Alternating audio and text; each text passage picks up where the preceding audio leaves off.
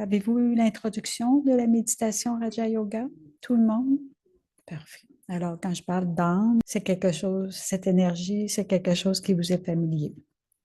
Alors, juste comme pour se mettre dans l'ambiance, je vous propose qu'on fasse un exercice de méditation ensemble, un bon 10 minutes, et je vais vous guider avec les pensées.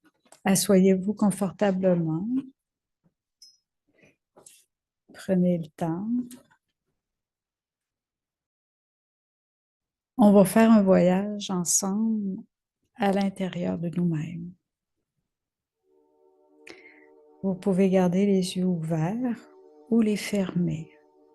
L'important, c'est d'être confortable.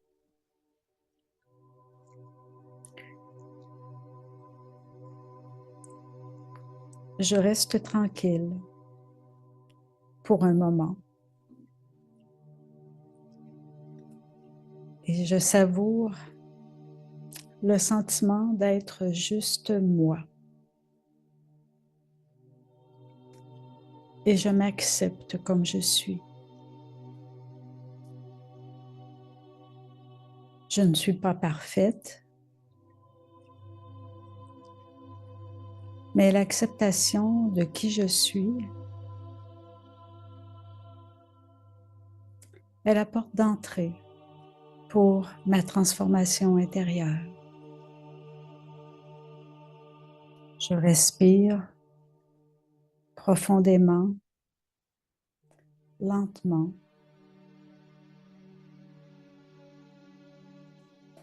puis j'expire en me relaxant.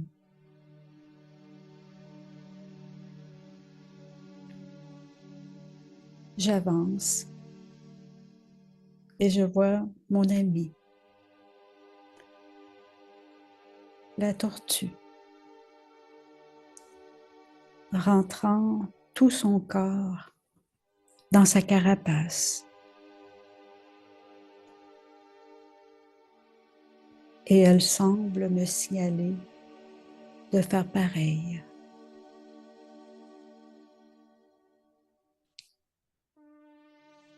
Elle semble vouloir me dire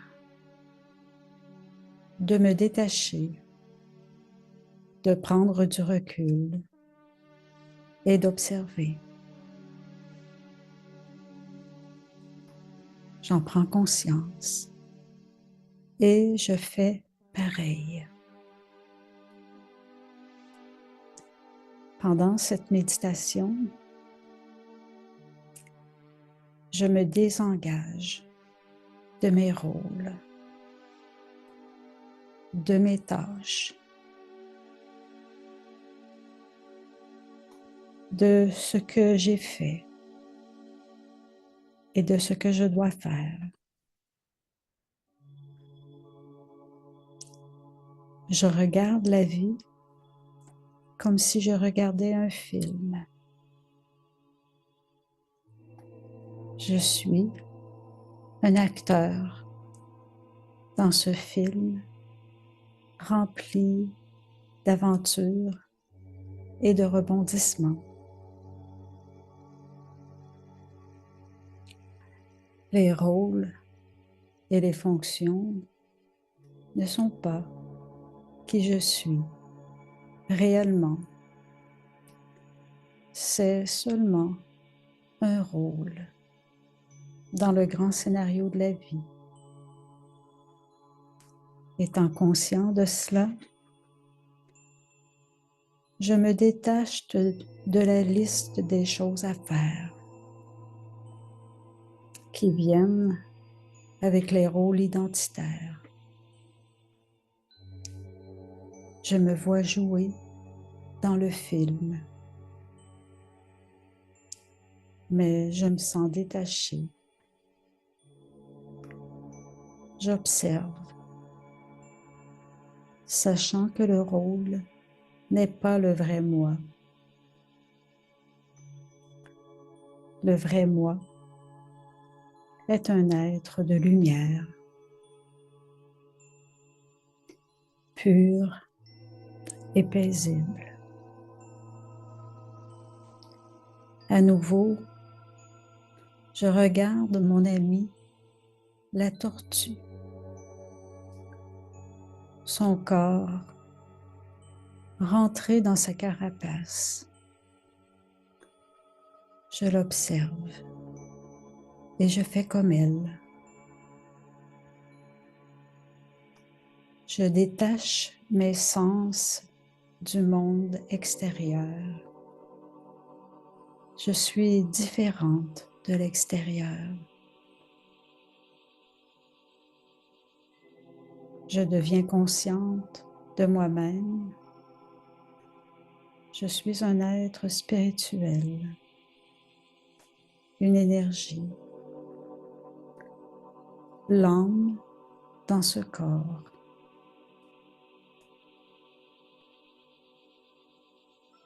Je vois à travers les yeux l'étincelle de feu, la lumière. Je me vois comme un être de lumière,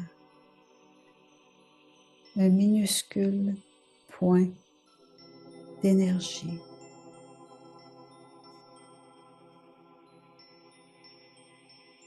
J'entends à travers les oreilles les sons du monde autour de moi. Je me libère. Je me détache des sons. Et j'entre à l'intérieur de moi, tout en sachant que l'âme entend à travers les oreilles les ondes vibratoires. Je sens à travers le nez l'odeur de la terre. Je me détache du sens de l'odorat et je deviens consciente que je suis une graine de lumière. Je sens le goût dans la bouche. Cette saveur que je goûte n'est pas moi. Cette bouche n'est pas moi. Je suis un être spirituel de lumière fluide et pure. Cette expérience d'intériorisation est si douce et paisible. Je fais l'expérience d'un calme intérieur dans mes pensées.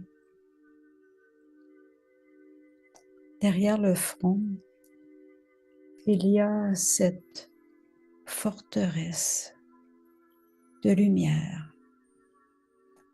Là où moi, l'âme, je me sens complètement en sécurité et protégée. Quand je regarde la vie, le film de cet endroit, je vois différentes perspectives. Je fais l'expérience du calme intérieur et je vois clairement ce que je devrais faire. Cette vision intérieure de ce que je devrais faire me rafraîchit l'esprit. Cette solitude intérieure m'est si précieuse. Ce temps de réflexion, ce silence me donne du pouvoir, de la volonté pour gérer les épreuves et les situations autour de moi de façon aimante et détachée. Je fais l'expérience de guérir de l'intérieur. Je me fais la promesse de prendre du temps chaque jour pour revisiter cette forteresse intérieure. Je sais que cette pratique me donne la force et le courage d'aller au-delà de mes limitations et de mes besoins. Je peux vraiment faire une différence, surtout en sachant que je peux me ressourcer dans cet espace, dans cette forteresse de lumière, pour prendre de la paix et de la force intérieure. Avec cette pensée, je reviens ici et maintenant. Om Shanti.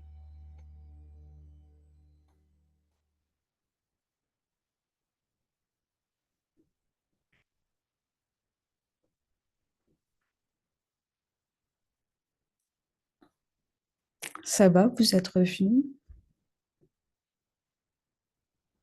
Avez-vous réussi à entrer dans votre forteresse intérieure? Alors, merci d'être là et bienvenue. Je vais commencer par vous raconter une histoire, mon histoire. Je pense que on va parler d'une histoire d'alimentation aujourd'hui, mais c'est également une histoire d'énergie et de vibration. Parce que moi, ma recherche intérieure, je pense qu'elle a commencé par l'alimentation. Mon corps, c'est un modèle 1964.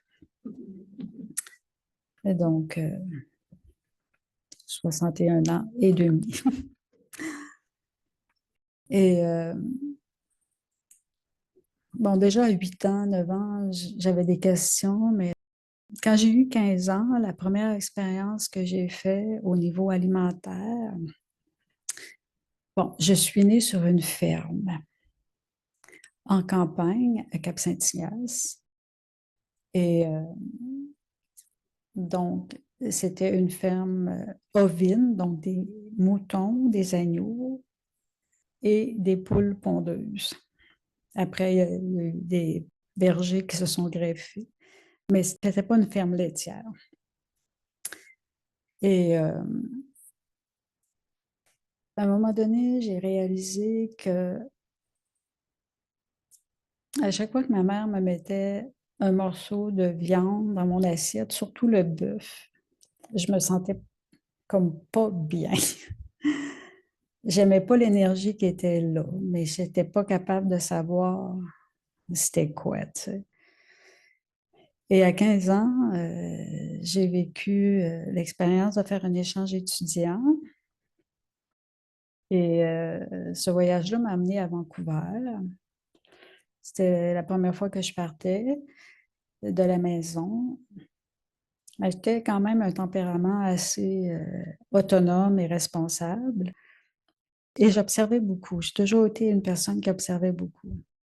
Et là, je voyais que la famille dans laquelle j'étais, ils ne mangeaient pas vraiment comme les mêmes aliments que nous. C'est un peu normal, là, parce que nous, on était sur la ferme, on avait des produits frais, le jardin. Mais là, j'étais en ville. Mais la différence, elle est venue par le pain. Ça a commencé par le pain. Ils mangeaient du pain qui n'était pas blanc. Donc, c'était du pain entier. Puis, j'ai comme aimé ça. que c'était nourrissant, puis quand tu le prenais, ça faisait pas juste une petite boule, là, tu sais, que tu pognes ça, puis ça fait juste une boule de pâte. Alors ça a été la première approche. Après, on s'est rendu en secondaire 4, il fallait faire un exposé oral en français. Donc, mon sujet de recherche, c'était sur l'alimentation. Fait que là, j'ai comme compris qu'il y avait comme différents modes de s'alimenter, qu'il y a des peuples qui ne mangeaient pas de viande. Donc, ça a été comme la porte d'entrée. Puis en secondaire 4 aussi, un professeur m'a dit une fois une phrase. Des fois, il y a des gens comme ça dans notre vie qui nous disent une phrase et qui nous marquent encore aujourd'hui. Et ce professeur-là donnait une dictée, puis à un moment donné, je lève la main, puis je dis, bon, là, c'est parce que vous êtes toujours des séquences de 10, puis là, vous en avez donné juste 9. Il dit, là, ton pouvoir d'observation, il dit, tu as beaucoup d'observation, ça va te mener loin dans la vie, tu sais, qu'il me dit. Pour moi, c'était banal qu'il me dise ça, parce que j'observais toujours beaucoup de choses. Fait que... Puis, en secondaire 5, l'étape suivante, c'est que ma collègue de bureau en biologie me dit, Fabienne, Daniel Starenkis vient donner des cours de végétarisme à Montmagny. Ça te tente-tu qu'on les suive ensemble? Alors, ben, j'ai dit, waouh, c'est super. J'ai dit, c'est sûr que ça me tente. Ça fait que, je ne sais pas si vous connaissez Daniel Starenkis, mais c'est le bonheur du végétarisme. Et elle a écrit ce livre-là. Elle est née de parents végétariens. C'est une Française suisse. Son père est suisse, sa mère était française, mais quand elle était assez jeune, ils sont déménagés au Québec. Et c'est une personne magnifique parce qu'elle fait beaucoup, beaucoup de recherches, malgré qu'elle étudie en art et en philosophie. Je pense qu'elle s'est beaucoup consacrée au domaine de l'alimentation. Donc, moi, j'ai appris le végétarisme avec elle. Puis après, je suis devenue végétarienne. Donc, à quelque part, au mois de mars 1980, je suis devenue végétarienne. Puis là, j'ai commencé à tout comprendre l'influence de la nourriture. Puis là, mon père m'a dit quelque chose de très beau. J'étais différente, puis on me respectait. Puis mon père m'a dit, ton grenier va toujours être plein. Donc, ça voulait dire que tu ne manqueras jamais de rien. Tu vas toujours pouvoir trouver quelque chose pour manger. Ça voulait dire vraiment, tu vas toujours avoir tout ce qu'il te faut. Donc, ça a été comme pour moi une bénédiction. Puis de me sentir acceptée dans ma différence. Excusez-moi, je n'étais pas prévu que je devienne si émotive. Alors, ça a été comme un point de départ. Puis ensuite, je suis partie faire Katimavik. Là, Katimavik, je ne savais pas complètement que ça prônait une alimentation naturelle et végétarienne. Donc, on avait comme $1 par jour par repas pour manger. Ça, c'était 1980-81. Donc, on mangeait végétarien. On mangeait des graines, des légumineuses, des céréales complètes. On faisait notre pain, on faisait vraiment tout. Alors, j'étais très heureuse là-dedans. Mais à un moment donné, j'ai comme pris une stagnation. Là, je suis revenue après dans ma famille. Puis là, il me manquait encore quelque chose. Dans ma recherche, j'avais trouvé un élément, mais ce n'était pas suffisant. Alors, là, c'est ça. Moi, c'est qu'entre le secondaire et la fin de mon cégep, là, j'ai pris 4 années sabbatiques. Et Donc, Katimavik était une année sabbatique. Là, je m'étais inscrite pour étudier en agriculture à l'ITA de la Pocatière parce que j'ai réalisé plus tard que j'avais étudié en agriculture parce que je suis la première fille d'une famille de 7, puis j'ai juste une sœur, c'est la dernière. Et mon père utilisait toujours mes frères pour travailler avec lui, puis moi, il me disait tout le temps, reste travailler avec ta mère. Ça fait que, mais moi, j'aurais aimé ça aller travailler avec mon père pour apprendre parce que il savait toujours quoi faire au bon moment, hein, puis quand semer, quand récolter, quand labourer. Alors, ça fait que là, je me suis inscrite à l'ITA de la Pocatière. Puis avant d'aller à l'ITA, une semaine avant, j'avais eu une invitation pour aller au lac Saint-Jean, un rassemblement d'anciens de Katimavik. Fait que je suis partie, puis là, j'ai encore vécu une expérience. Et comme là, c'était encore du bonheur. Puis là, je me dis, mon Dieu, c'est différent. Ici, je pense que je vais rester ici. C'est que là, je savais que mes parents n'étaient pas là. J'ai fait une fugue, en fait. J'ai fugué à 18 ans du milieu familial. Puis là, je savais où mes parents étaient, mais je n'étais pas capable de les trouver. C'était à l'exposition de Montmagny. Fait que j'ai laissé une note dans leur auto. J'ai dit là, je suis partie, je m'en vais au lac Saint-Jean. Je pense que j'ai trouvé le bonheur. J'étais à la recherche du bonheur. Ça fait que moi, j'étais déjà partie, là, puis si dans ce temps-là, il n'y avait pas de téléphone, pas d'Internet, il n'y avait rien. Fait que moi, je ne savais pas ce qu'ils vivaient, là, mais je pense qu'ils vivaient un peu de stress, là, que j'étais partie, puis que là, je n'étais pas rendue à l'école. Puis... Fait que, mais là, au bout de 3 mois, j'ai désenchanté. Je suis revenue à la case départ. Donc, je pratiquais souvent l'humilité, là, c'est de revenir au départ. Fait que, mais l'année d'après, là, je me suis réinscrite à l'ITA, mais pas dans la même branche, parce que là, je suis inscrite dans la branche animale. Qu'est-ce que je vais faire là, Annie? C'était pas ma branche, c'était pas la branche que je devais aller. Fait que là, je me suis inscrite dans la branche végétale. Fait que là, je suis allée à l'ITA, je suis rentrée à l'ITA. Puis, c'est à ce moment-là que j'ai entré en connaissance avec la méditation du Raja Yoga. Ça, c'était 84. Et là, j'ai eu une expérience intérieure méditative. Et là, c'était vraiment un bonheur qui venait de l'intérieur. Donc, c'est comme ça que je suis arrivée, pardon, à la méditation du Raja Yoga. Alors, tout ça pour vous raconter que le bonheur a une certaine relation avec l'alimentation, parce que pour moi, ça a été ma porte d'entrée. Et j'ai toujours respecté ce mode de vie-là parce que je trouvais que c'était le mode de vie qui respectait le plus la constitution humaine et l'environnement.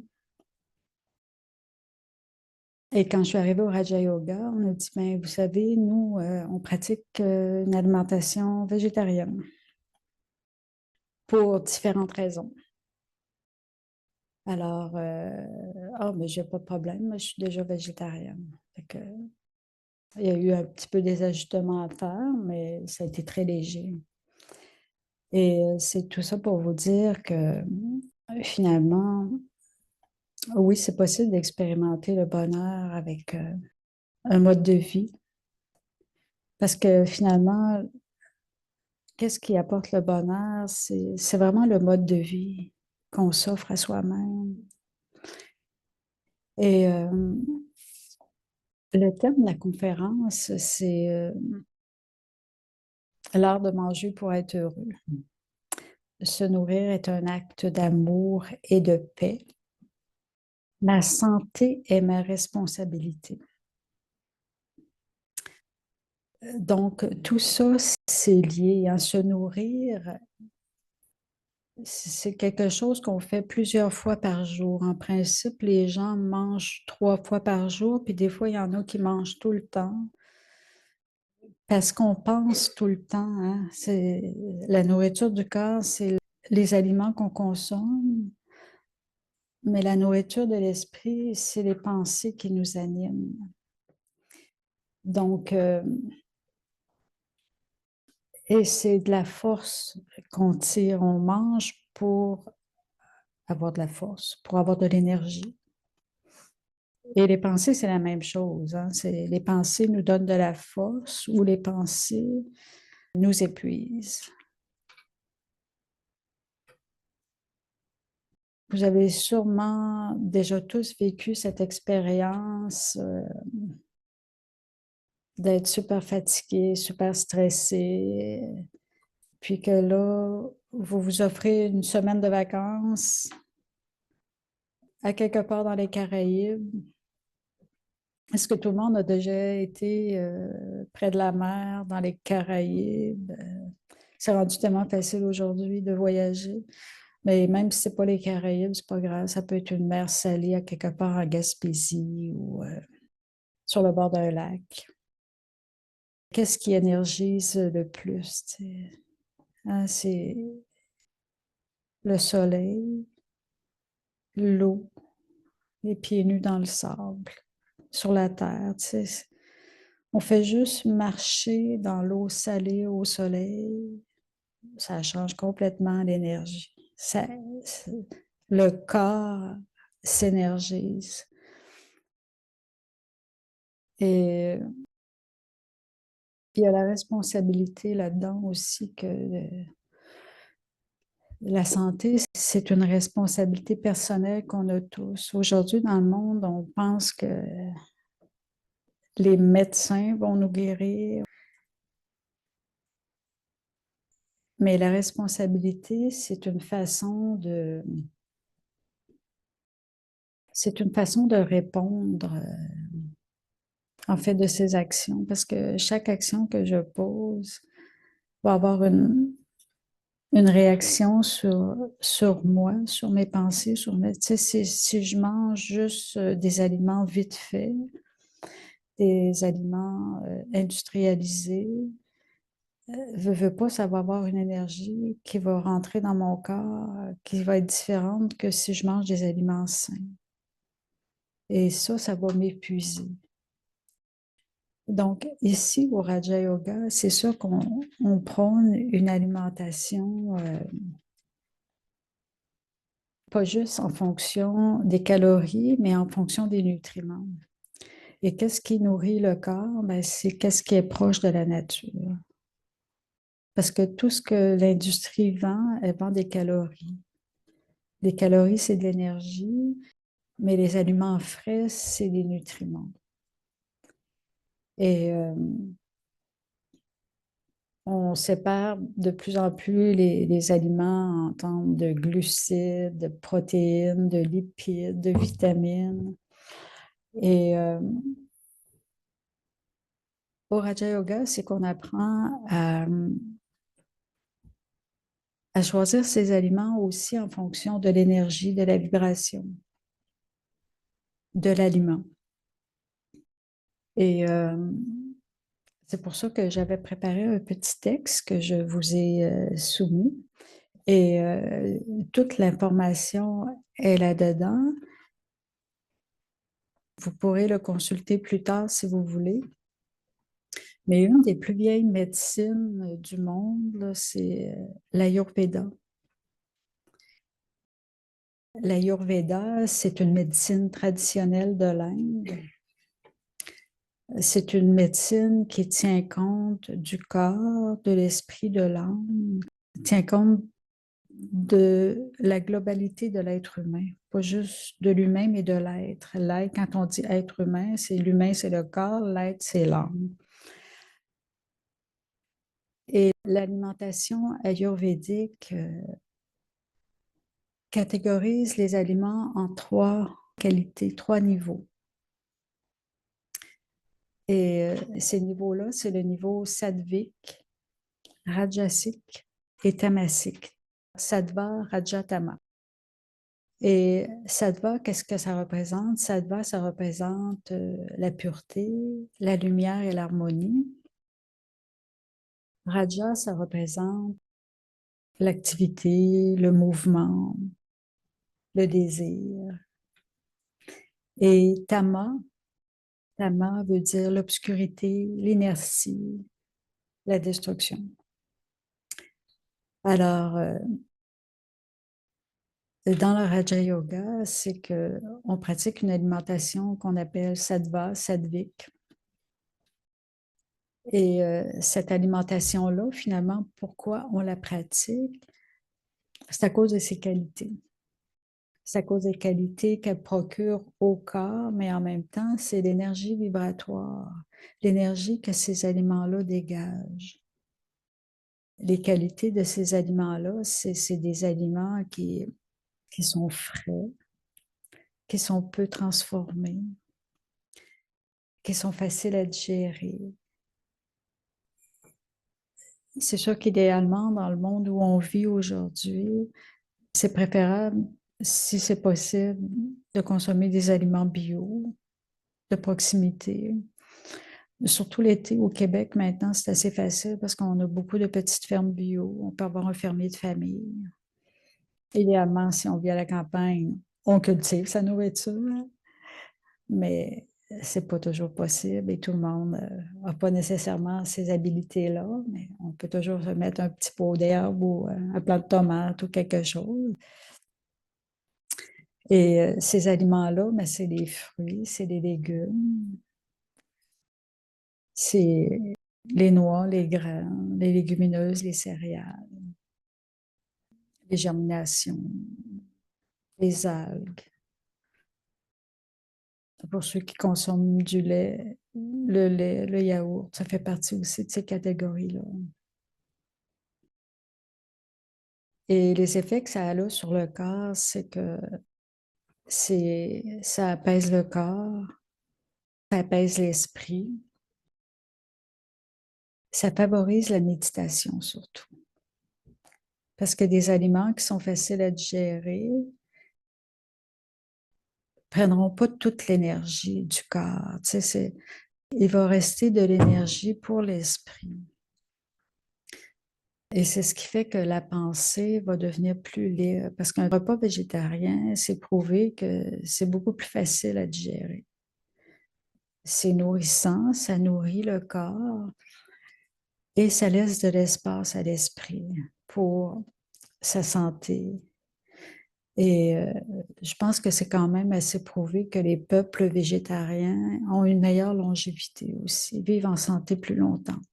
C'est sûr qu'aujourd'hui, en 2025, les énergies mondiales sont très mélangées.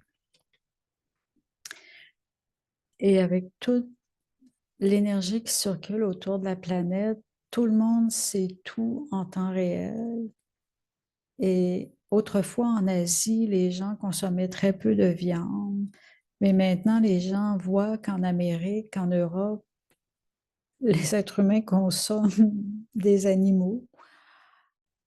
Eux pensent qu'ils doivent faire pareil.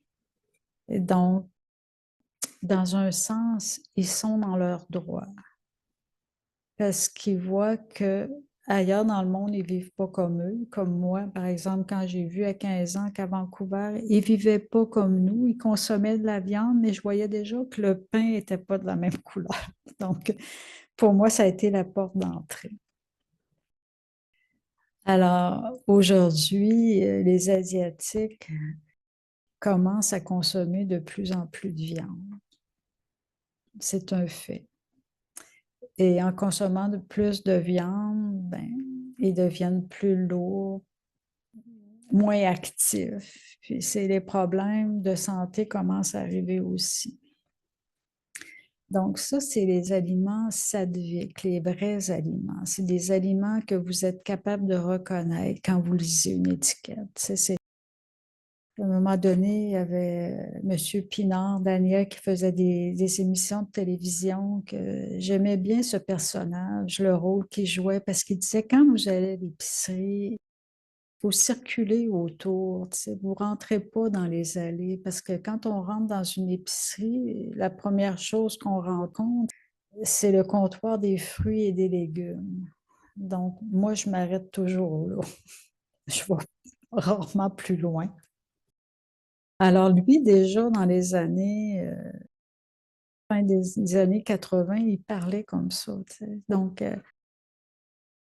alors les aliments sadhviks, c'est des aliments qui apportent la pureté, l'harmonie, la clarté, le bonheur, hein, c'est la compassion.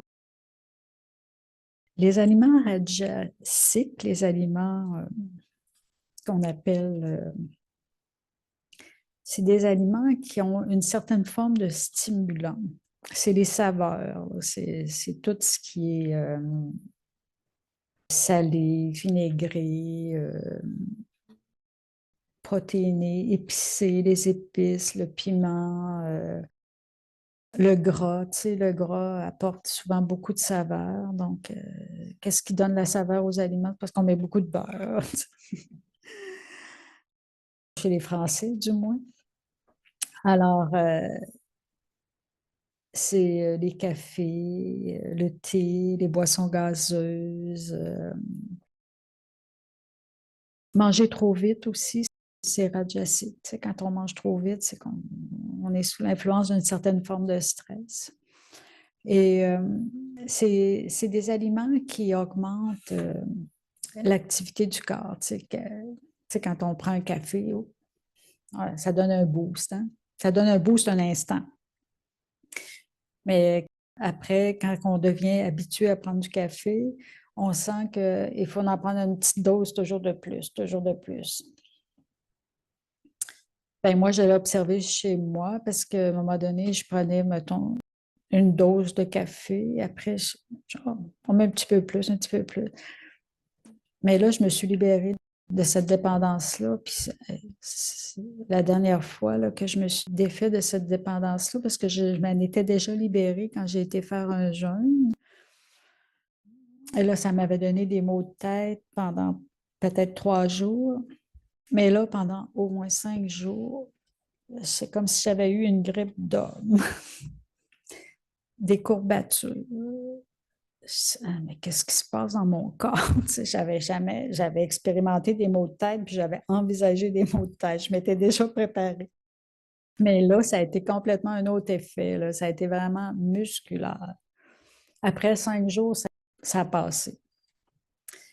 Donc, c'est pour ça que, voyez-vous, l'impact. Il suffit de se priver pour un instant pour voir l'effet que ça a sur le corps. Donc, moi, si ça m'a fait mal comme ça par en dedans, j'avais vraiment mal. Là. Je marchais, je faisais un mouvement. C'est comme si j'avais comme couru un marathon avec plein d'haltères sur le dos. Là. C'était vraiment spécial. Mais après 5 jours, ça a passé. Je me dis, ah, bon, OK, je suis libérée de cette influence-là. Alors, c'est ça, les aliments rajasiques, en fait, c'est qu'il faut apprendre à les équilibrer, tu sais, comme le vinaigre. Oui, c'est sûr qu'on met de la sauce à salade. Quand on mange une salade, ça donne un petit peu plus de pimp. Alors, si on met du vinaigre dans sa vinaigrette, on va l'équilibrer avec un peu de douceur. C'est pour équilibrer les énergies. Donc, un peu de vinaigre, un peu de sirop d'érable ou de miel avec un peu d'huile. Comme ça va faire un équilibre. On ne mettra pas juste du vinaigre sur notre salade parce que ça va être irritant un peu. Alors, les aliments rajasiques, habituellement, sont consommés avec modération. On ne prend pas une soupe de vinaigrette, par exemple. Non, c'est juste comme la modération, tu sais. Alors, ça, c'est les aliments, là, tu sais, comme aussi trop cuits, brûlés. C'est des aliments rajasiques. Des aliments trop vieux, là, tu sais, ça passe 4 jours dans le frigidaire. Bon, je vais-tu le manger? C'est un peu douteux, tu sais. On a des frigos, mais quand même, quand c'est trop vieux, ça perd d'énergie. Alors, on ne va pas le mettre à la poubelle. Aujourd'hui, Dieu merci, les villes ont instauré des systèmes de compost, donc on le retourne à la nature. Tu sais, c'est ça idéalement. Qu'est-ce qu'on ne consomme pas, on le retourne à la nature. Alors, ça, c'est les aliments rajasiques. Ensuite, il y a les aliments tamasiques. Ça, c'est des aliments qui sont plus lourds. qui nous maintiennent dans le corps. C'est des aliments qui ne nous permettent pas une certaine élévation spirituelle. Parce que pourquoi on fait ça, nous, c'est parce qu'on veut avoir une élévation spirituelle. On veut élever nos pensées, on veut que nos pensées deviennent positives, belles, on veut être heureux dans notre corps. Hein? Le bonheur, il s'expérimente dans le corps, finalement. C'est pas juste un état mental, là, le bonheur, il s'expérimente à travers les sens. Il s'expérimente dans le corps. Et c'est pour ça qu'on pratique une alimentation végétarienne aussi. Donc, les aliments tamasiques, c'est des aliments qui nous alourdissent, qui nous mènent dans un état de... On veut faire quelque chose, on a une pensée de faire quelque chose, mais à quelque part, on manque d'énergie. Mais on ne manque pas d'énergie corporelle, on manque d'énergie spirituelle. C'est l'énergie des pensées. Alors, la qualité de ces aliments-là, c'est la noirceur, c'est l'inertie, c'est la paresse, la léthargie, c'est la confusion, la désorientation. On veut faire quelque chose, mais c'est comme si on n'est pas capable. On a comme une intention, mais ça ne bouge pas. On attend que ça se passe. Alors, les effets que ça provoque dans son corps, c'est ça, c'est la lourdeur, c'est la confusion, c'est la paresse. Et ça affecte négativement l'esprit et le corps aussi, parce que la santé a aussi beaucoup à faire avec qu'est-ce qui rentre dans ma bouche.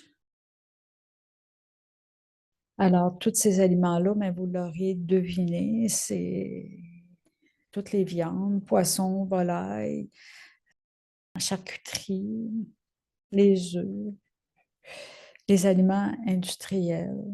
Tout ce qui est industriel, c'est... Dans un aliment industriel, il n'y a pas beaucoup de vibrations. Il n'y a pas beaucoup d'énergie. Oui. Est-ce que par industriel, on compte aussi la nourriture préparée par l'épicerie? Quand on achète un plat préparé sur place à l'épicerie, est-ce que c'est industriel? C'est une forme d'industriel, oui. C'est une forme de... Ben, c'est pas comme une usine, c'est pas une industrie, c'est fait par des êtres humains. Des légumes. Avec des légumes, oui. Oui. Mais il y a aussi peut-être des produits de conservation. Oui, puis aussi la vibration de la personne qui l'a cuisiné, surtout. Surtout, oui. C'est ça, je vais revenir à ça, mais je pense que la personne qui cuisine, c'est d'abord et avant tout un gagne-pain. Si je décide de travailler dans un restaurant ou dans une épicerie qui fait des mets préparés, c'est d'abord et avant tout que je me lève le matin pour aller gagner mon pain. Mais est-ce que j'ai envie de faire ça? Est-ce que c'est un choix ou c'est parce qu'il faut que je gagne ma vie? Alors, là, c'est toute la question vibratoire. Je vais arriver tantôt à cet aspect-là quand je vais parler un peu des restaurants, par exemple. Mais l'important, c'est que la nourriture mêlée. Et est-ce que je connais toute la composition de ce qui a été mis là-dedans, mais est-ce que je connais aussi comme les vibrations, dans quel état d'esprit la personne qui est rentrée travailler le matin, est-ce qu'elle s'est fait battre par un conjoint, une conjointe avant de partir travailler? Est-ce que, je veux dire, c'est l'état d'esprit. Puis l'état d'esprit, je vais vous dire quelque chose que c'est pas facile à déterminer, l'état d'esprit. Qu'est-ce qui se passe à l'intérieur des yeux de chaque personne? C'est pas facile à juger. Et on peut pas le faire. On peut pas le faire parce qu'on le sait pas. Qu'est-ce que la personne vit à l'intérieur? Il y a 2 semaines, j'ai été faire un nettoyage de dents. Et quand c'est venu le temps de payer, bon, on commence à jaser. Et là, il fallait que je reprenne un rendez-vous pour quelques ajustements. J'ai spécifié à la dame, il faudrait que ça soit au mois d'octobre, pas plus tard, parce que je pars à l'extérieur faire un voyage. Ah, vous partez en voyage, où vous allez? On commence à parler. Je m'en vais en Inde. Bon, ah, moi, les Indes, les épices. J'irai en Inde pour les épices. Puis là, on commence à jaser ensemble, mais là, elle me parle de tout le stress puis toute l'énergie négative qu'elle expérimente dans son entourage, mais ça paraissait pas dans ses yeux que dans son visage, parce qu'elle avait un visage super souriant. C'est pour ça qu'on ne peut pas savoir. Cette personne-là a travaillé, mais elle dit là, moi, je suis ici, là, je suis toujours en train de checker que je ne fais pas d'erreur puis que je n'ai pas oublié telle affaire. Que là, j'ai vu vraiment dans l'état d'esprit qu'elle était. Mais je ne l'aurais pas deviné comme ça, juste en payant ma facture, puis clic, clic. Je n'aurais pas été capable de déterminer. Parce qu'elle, c'était juste les épices pour elle, l'Inde. Là, j'ai dit que je m'en allais comme méditer. Ah, mon Dieu, je n'ai jamais pensé à méditer. Fait que c'est là que là, c'est là qu'elle m'a dévoilé son état d'esprit. Parce qu'autrement, je ne l'aurais pas deviné. Puis ça a eu une certaine confiance pour me dégager ça, parce qu'elle ne parle pas de ça à tous les clients qui viennent payer leurs factures chez le dentiste, parce que souvent, les factures chez le dentiste sont assez fortes. Fait que tu ne sors pas de là qu'un sourire nécessairement comme elle avait dans le visage, là, parce qu'elle avait un très beau sourire. Donc, c'est ça. Les aliments rajasiques, c'est pas des aliments qui élèvent. Moi, j'ai travaillé finalement, en fait, toute ma carrière dans le monde agricole et dans le monde des eaux, mais le dernier emploi que j'ai fait avant ma retraite, je fermais des fermes, en fait. Je fermais des fermes parce que les gens n'arrivaient plus à payer leurs prêts qui étaient garantis par le gouvernement. Et je vais vous dire, il y a une fois, je suis arrivée, là, je fermais une porcherie avec des truies et des cochons, des porcs.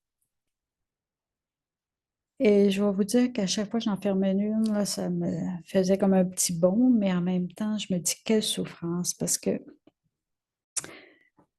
c'est ça, c'est que je travaillais pour le gouvernement, puis quand on prêtait sur gage, quand on donnait des prêts garantis, mais les garanties, c'était soit les animaux, les bâtiments, la terre, les machineries. Et dans ce cas-là, on avait les animaux. Puis là, j'appelais le camion qui vienne ramasser les animaux pour les amener à l'abattoir, mais c'est pas une image qu'on a le goût d'avoir dans son esprit. Puis c'est parce que les gens ne sont pas conscients non plus de toute l'énergie qu'il y a derrière. Euh, Juste pour les faire monter dans le camion, c'était à coup de bâton électrique, là. Parce que ça ne montait pas dans le camion, là. Ça ne montait pas. Même des fois, tu dis un mouton, il y en a un qui rentre, les autres suivent, là. Mais là, les porcs, là, c'était pas ça pendant tout. Il y était plusieurs personnes, puis c'était pas des gens qui, tu sais, c'est ça, eux autres, ils faisaient le travail, ils faisaient leur travail pour gagner leur vie, là. Ils faisaient pas leur travail parce qu'ils avaient du bonheur au cœur, là. Puis ces animaux-là, mais veut pas, ils étaient destinés à l'abattoir. Donc, ils savaient l'énergie qui allait arriver. Donc, veut pas, ces animaux-là étaient super stressés. Puis, je pense que le pire emploi qu'un être humain peut faire, c'est de travailler dans un abattoir. Parce qu'il y a beaucoup de violence, il y a beaucoup de nervosité chez les animaux, puis il y a beaucoup de colère. Les animaux ressentent quand même à l'énergie, qui savent qu'ils vont se faire tuer. Alors, c'est pour ça qu'on ne mange pas cette vibration-là. Cette nourriture-là, elle rentre dans la chair. Puis c'est pas vrai que parce qu'on va laisser reposer la nourriture une semaine, tu sais, la carcasse. Puis de toute façon, les carcasses, on ne peut pas les laisser reposer trop longtemps parce que surtout certaines viandes là, qui se dégradent assez rapidement, il faut les transformer. Et tout ça, c'est une vibration finalement qui rentre dans la nourriture. Et nous, les êtres humains qui mangent la viande, ils consomment cette énergie-là. Alors, on peut se poser la question aujourd'hui, pourquoi il y a tant de violence dans le monde? Ben, c'est en partie une partie de l'alimentation, là, il n'y a pas juste ça, mais l'alimentation, elle contribue à ça aussi, à créer un manque de volonté en soi pour prendre soin de soi-même. Parce que ça nous maintient dans l'inertie, ça nous maintient dans un état où je veux faire quelque chose, mais l'énergie me bloque. J'ai pas l'énergie de le faire. Si l'âme n'a pas l'énergie de le faire, le corps a eu assez de calories, mais l'âme n'est pas capable de changer de niveau. Et dans la catégorie des aliments tamasiques, les yogis considèrent aussi comme toute la famille des aliacées, l'ail, l'oignon, la ciboulette, l'échalote, le poireau.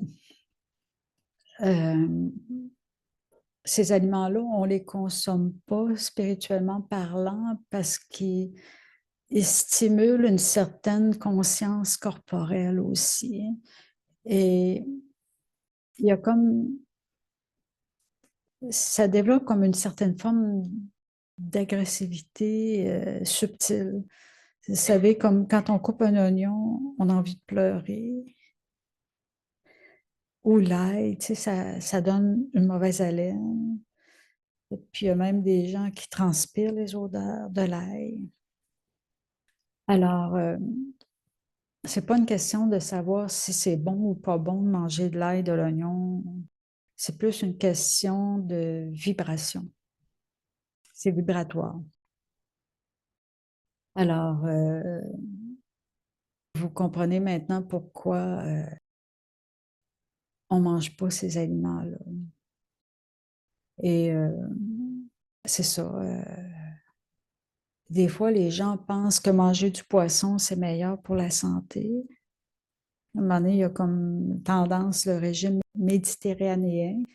Mais quand on regarde aujourd'hui les océans, comment ils sont pollués, les fleuves, les rivières, tous les déchets humains actuellement, là, les déchets liquides se retrouvent dans les eaux du monde.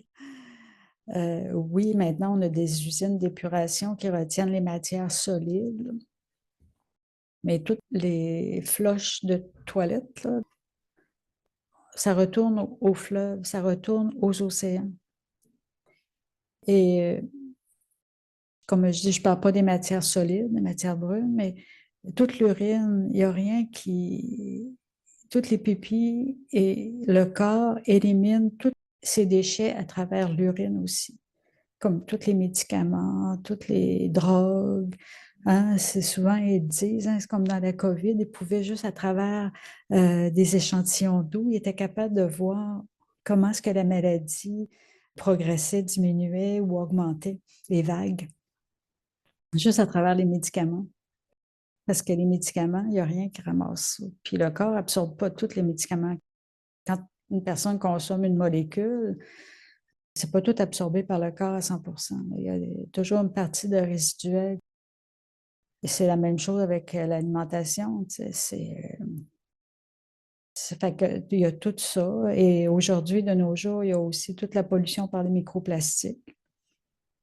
Comment est-ce que chaque fois qu'on lave un vêtement, ça fait des nanoparticules de polyester, de plastique, de nylon, tout ça, ça se retrouve. Il n'y a rien qui est... Les usines d'épuration ne retiennent pas toutes ces matières-là.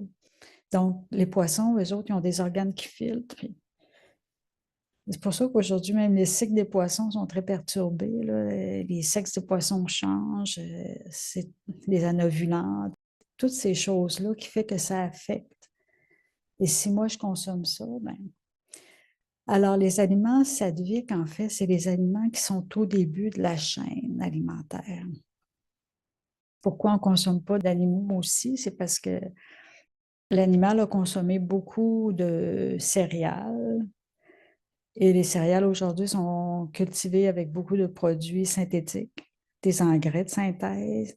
Il y a des produits pétroliers aussi, des produits de phytoprotection, hein, pour les maladies, pour les insectes, les ravageurs, parce que quand les gens font des monocultures, les monocultures au Québec ou plusieurs endroits dans le monde pour nourrir le bétail, c'est le maïs, le soya. C'est les deux principales cultures. Et quand vous promenez sur le long de l'autoroute, vous montez à Montréal, qu'est-ce que vous voyez chaque bar? C'est des champs de maïs à perte de vue ou des champs de soya. Et ces deux aliments-là servent à nourrir le bétail. Et aujourd'hui, ces aliments-là sont rendus transgéniques. Et l'effet du transgénique, on n'a pas encore assez de recherche qui fait qu'on est capable de voir l'impact que ça a sur le corps humain. Donc, encore une bonne raison de manger à partir du début de la chaîne alimentaire. Et l'animal consomme des quantités énormes d'aliments. Et pour l'environnement, ben, c'est sûr que si, par exemple, un bœuf consomme, je ne sais pas moi, 10, 15 kilos de maïs ou de moulé par jour, ben, ces 10, 15 kilos-là, peut-être que moi, ça me durerait plus qu'un mois dans ma famille. Là, tu sais. Puis en plus, c'est transgénique. Puis c'est transgénique, qu'est-ce que ça veut dire? C'est qu'ils mettent du Roundup, le glyphosate, là, qui rend des personnes malades à force de les utiliser. C'est qu'ils aspergent ces cultures de glyphosate. C'est un des pesticides les plus dangereux parce que si vous l'échappez à quelque part sur une plante qui n'est pas transgénique, parce que le maïs et le soya ont la molécule, ils ont inséré la molécule qui fait qu'ils peuvent recevoir le glyphosate. Donc, ils l'absorbent dans sa plante et sa plante, elle ne meurt pas, mais toutes les autres plantes autour meurent. Alors, Le maïs et soya. c'est surtout le maïs et le soya. Donc, même végétarien. Il y a une qualité de soya natto qui est qualité humaine. Ce n'est pas la même qualité. Là, pour les humains, on cherche la qualité bio autant que possible. Ouais. Et maintenant, il y a la luzerne aussi qui commence à devenir transgénique. Donc, comme les vaches, les lapins, les moutons qui consomment la luzerne. Donc, eux autres, ils consomment ça dans leur chair encore plus. Donc, ça fait comme exponentiel. C'est comme quand on met un exposant 2 ou un exposant 3, là, ça se multiplie. Alors, pour l'environnement aussi, c'est mieux d'être végétarien parce que on sait que l'environnement se transforme beaucoup aujourd'hui et c'est à cause du comportement humain. On est tous responsables collectivement de l'environnement dans lequel on vit, selon les choix que l'on fait. Donc, on revient à la responsabilité individuelle. C'est pas parce que tout le monde le fait qu'il faut que je le fasse. Ça prend beaucoup de courage pour être différent. Puis en même temps, ben, ça prend beaucoup d'amour de soi. Mais quand je me respecte en tant qu'être humain, pas juste humain, que je mets l'être au milieu de l'humain, ça devient plus facile de voir tout ce qui se passe. Mais c'est sûr que quand on fait un choix, il faut que ça soit fait avec conscience. Il faut que ça soit fait avec le cœur aussi. On choisit d'être végétarien, c'est parce que je m'aime. C'est parce que je tiens à ma santé. C'est sûr que je peux traverser la rue tantôt puis mourir. Au moins, je serai morte en santé. T'sais. Puis l'important, c'est ce que je fais, parce que ce que je fais, c'est les habitudes que je prends. Puis les habitudes que je prends, quand je vais partir, c'est ça que je vais amener avec moi. Et c'est avec l'intensité, c'est l'amour avec lequel je fais ces gestes-là. C'est cet amour-là que je vais partir, par exemple, quand je vais quitter le corps, quand je vais changer de costume. C'est la seule chose que je vais transporter avec moi. Parce que même si là, dans cette vie-ci, moi, j'ai travaillé en agriculture pendant ma carrière, mais dans ma prochaine naissance, je vais réapprendre un nouveau rôle. Ce ne sera pas l'agriculture que je vais transporter avec moi, là. Mais c'est la façon que je l'ai vécu, c'est l'amour, c'est comment je me suis réalisée à travers ça, que je transporte avec moi. c'est le bonheur. Moi, je cherchais le bonheur quand j'étais jeune. Je voulais expérimenter. Je cherchais le bonheur, tu sais, à travers l'alimentation. Le bonheur, il était en moi, il était pas loin, mais je le cherchais à l'extérieur. Alors, je ne sais pas, est-ce que me suivez-vous? Là? Je vais vous dire, ça fait comme plusieurs décennies que je n'ai pas parlé à travers un petit groupe de gens. Donc, c'est une nouvelle expérience pour moi aujourd'hui là, que je fais. Alors, si vous avez des questions, levez la main. Là. Je sais que Nicole elle va vous amener le micro parce qu'il y a comme un petit enregistrement. Mais c'est ça, c'est qu'on va prendre une petite pause dans 5 minutes, mais qu'est-ce qui est important chez les yogis aussi, c'est parce qu'on a beaucoup de pouvoir.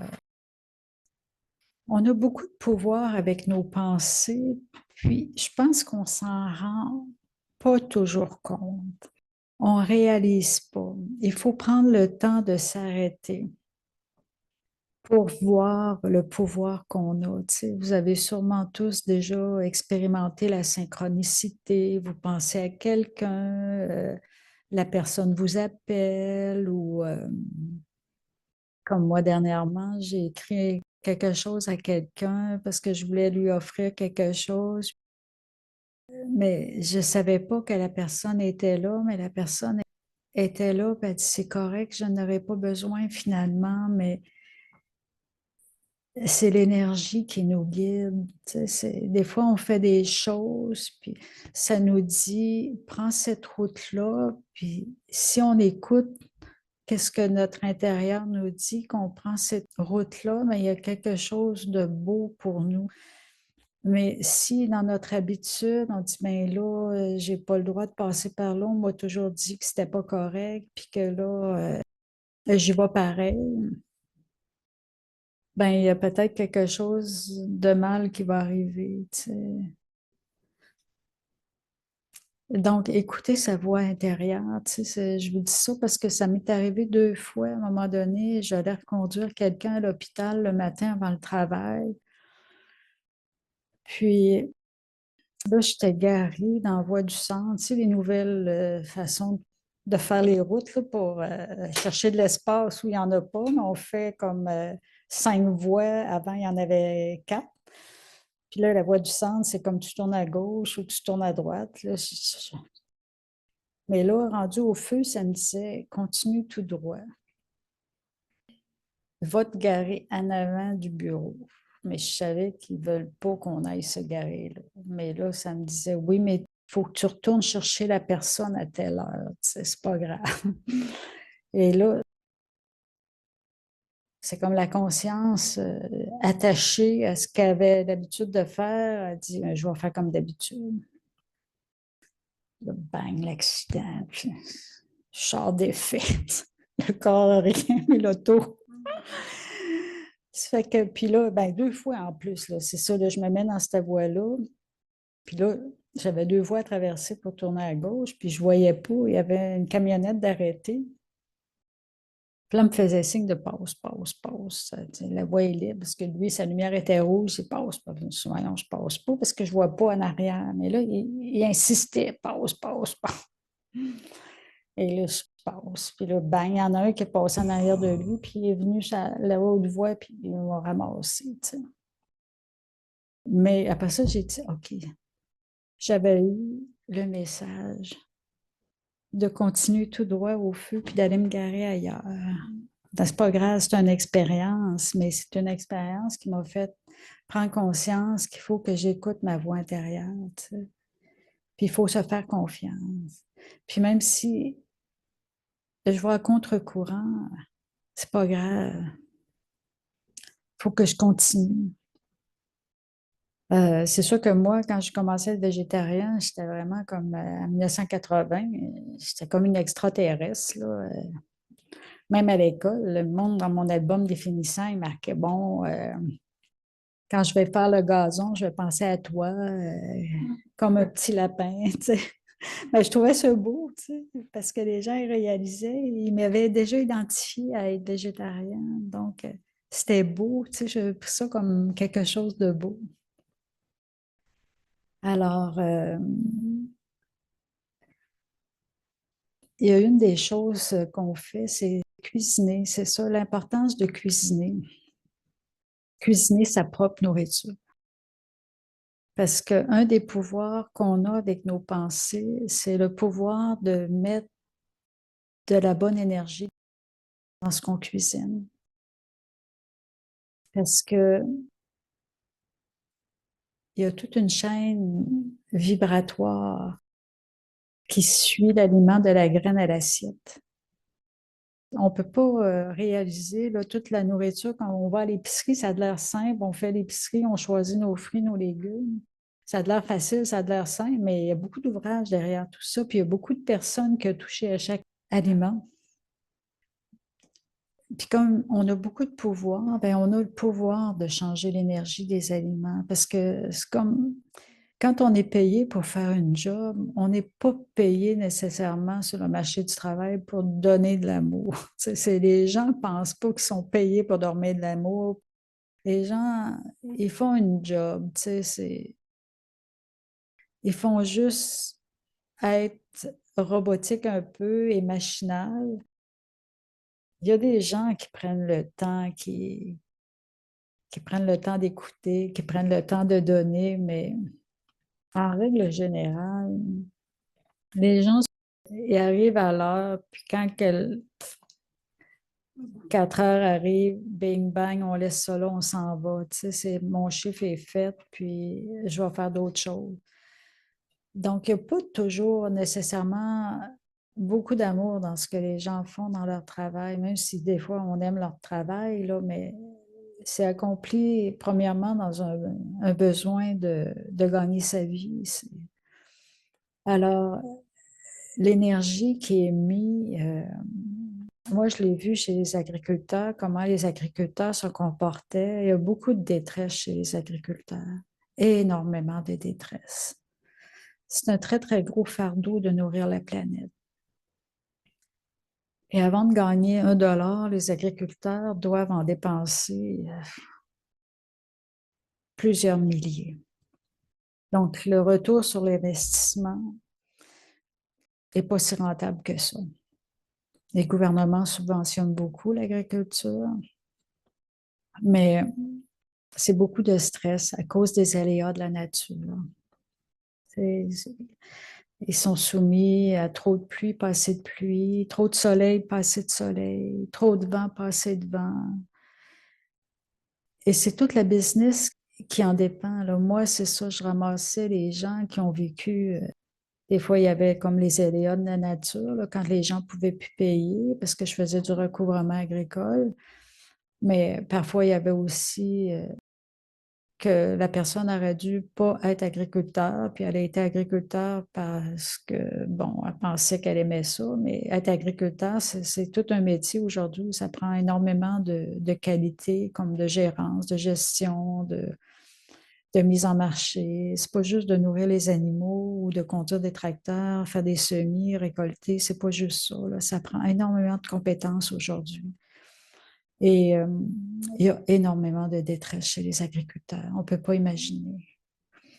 On ne peut pas imaginer. Là, quand je faisais des coûts de production, il y en a qui me disaient oui, mais quand je travaille la nuit, parce que je fallait qu'ils comptabilisent le temps qu'ils travaillaient dans la journée, il y avait des cahiers, puis il fallait qu'ils disent combien de temps ils avaient passé à chaque tâche qu'ils faisaient, comme genre semer, récolter, nourrir les animaux. Mais il dit la nuit, il dit quand je compte, je mets ça où? Je mets ça où les heures quand je dors pas, puis que je compte. Je compte pour savoir si je vais arriver à la fin de la saison, je vais être capable de continuer de payer mon emprunt. Tu sais. Ben, j'ai dit la nuit, c'est supposé être fait pour se reposer, tu sais, de se reposer l'esprit. Mais tu dis ça à quelqu'un, puis tu dis, ben ouais, comment tu veux que je me repose, tu sais. C'est ça, ça fait que on recommencera là peut-être après la pause. J'avais pensé faire l'atelier pendant la pause. Si vous avez le goût de jouer, et d'expérimenter le silence, peut-être en mangeant, en buvant, mais aussi en prenant conscience de l'impact que quand vous allez boire votre tisane, que ça a à l'intérieur de vous, sur vos cellules, sur votre esprit.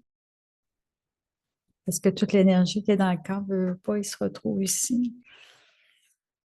Alors, on pourrait, si vous avez le goût, juste de rester en silence pour profiter de l'énergie et de la vibration. Laissez-vous baigner dans cette atmosphère. Manger en silence, c'est une expérience qui peut être très rafraîchissante. Mais en même temps, il ne faut pas que ce soit forcé, là. Que ce soit naturel. Oui. Est-ce que tu pourrais aussi leur suggérer, comme on a l'habitude de faire ici au Raja Yoga, avant de manger, on regarde la nourriture et on l'emplit d'une belle vibration aussi. Parce qu'ils vont manger des petits biscuits aussi. Alors, de mettre de la belle vibration dans la nourriture qu'ils s'apprêtent à manger. Oui. Déjà, le pratiquer. Oui, c'est sûr que nous, avant de manger, habituellement, avant de prendre notre repas, on remercie, tu sais, la nourriture qu'on reçoit, qu'on mange. Puis en même temps, on se met dans la conscience de qui je suis. Je suis une âme. Et avec ce pouvoir-là, ben, intérieurement, on l'offre à Dieu aussi. Puis le fait de l'offrir à Dieu, c'est que ça libère les chaînes karmiques. Ça libère toute l'énergie que tout le monde. C'est pour ça que je dis qu'on est très puissant avec notre esprit. Mais il faut l'expérimenter, puis plus qu'on l'expérimente, plus qu'on sent le bénéfice de ça. Oui? Oui. C'est ça, c'est qu'avant de boire, c'est qu'on fait juste regarder l'eau, puis là, je pense, tu sais, ben, cette eau-là, elle est pure. Tu sais, vraiment visualiser, l'eau est pure. Elle vient hydrater mon corps. Elle vient nourrir mon corps, mais en même temps, toute l'influence du pouvoir que je lui donne va m'élever spirituellement. Donc, c'est avec cette conscience-là.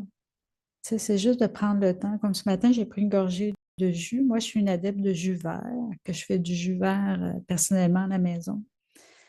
Et là, le jus était rendu dans ma bouche. Je dis, bon, mais c'est pas grave. Tu sais, puis j'avais commencé à l'avaler.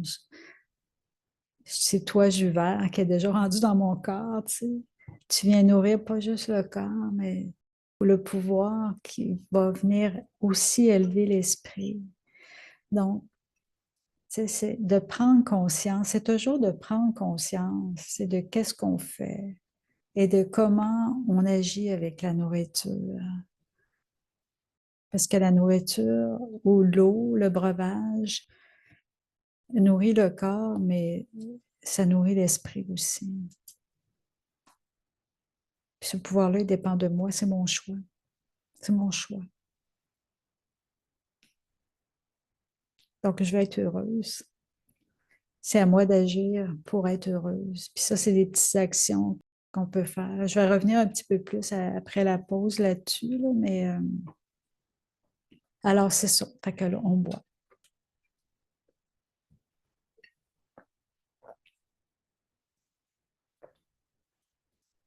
Oui.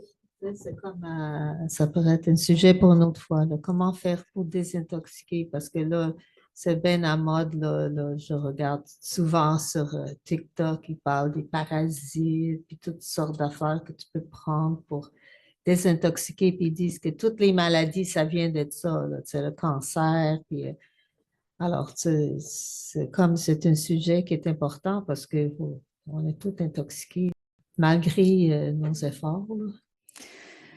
Oui, je pense qu'il faut surtout apprendre à se désintoxiquer du stress.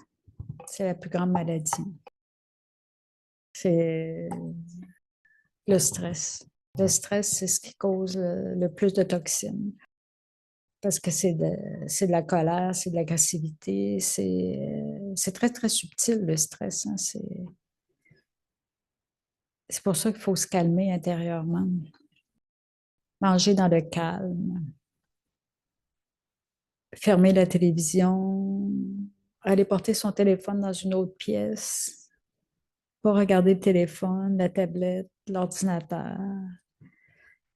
C'est les prémices de base là, pour se déstresser, là, parce que l'énergie va trop vite aujourd'hui. L'énergie a shifté, la planète tourne trop vite. La planète énergétique, là. Nous, on baigne là-dedans, là, les êtres humains. Pas juste le corps, mais c'est l'esprit. Tout va trop vite. C'est le stress qui fait que le stress brûle l'énergie du corps. Brûle en premier les vitamines, les minéraux. Et qu'est-ce que la cellule a besoin pour être en santé? C'est des vitamines et des minéraux. Et le stress les brûle. Et quand on brûle quelque chose, il y a toujours un déchet. Il reste toujours des... Mais on fait un feu, il reste des cendres. Et toutes ces cendres-là, ils se retrouvent dans les muscles, ils se retrouvent dans les organes.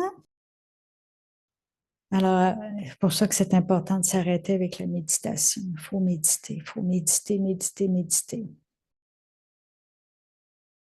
On va revenir sur les bonnes pratiques après la pause. Manger dans le bonheur. Pratiquer le bonheur et la paix en prenant votre pause. Je suis une âme heureuse. Je suis une âme paisible. Tout dépend de moi. Je suis le maître à bord.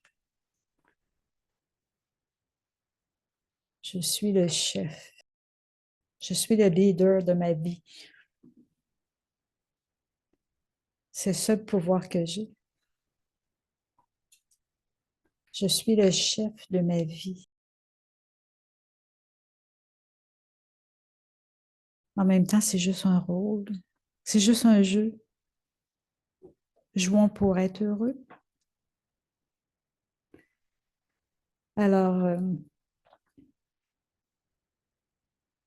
à vous, l'action.